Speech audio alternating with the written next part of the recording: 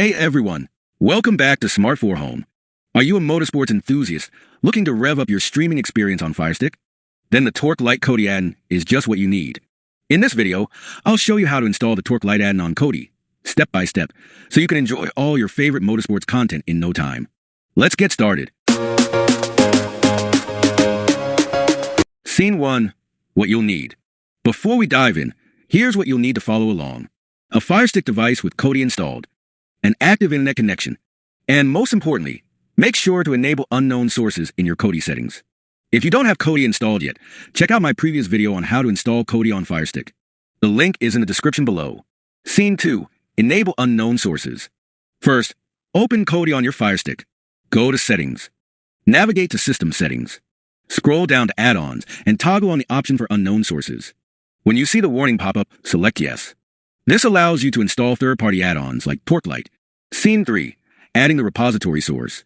Now, let's add the repository source where Torque Lite is located. Go back to the Kodi settings menu and click on File Manager. Select Add Source and then click on. Type in the URL https easer-mac.com repo and click OK. Name the source something like EZAMAC and click OK again to save it. That's it. The source is now added. Scene 4, install the repository. Next, we'll install the repository. Return to the Kodi home screen and select Add-ons from the sidebar. Click the open box icon at the top left corner. Choose Install from zip file and select the source you just added, EZAMAC. Find the file named repository at ezamacswizard.zip and click to install. Wait for the notification that says the repository has been installed successfully. Scene 5, install the Torque Lite Addon. Finally, let's install the Torque Lite Addon. Go back to the Package Installer menu and select Install from Repository.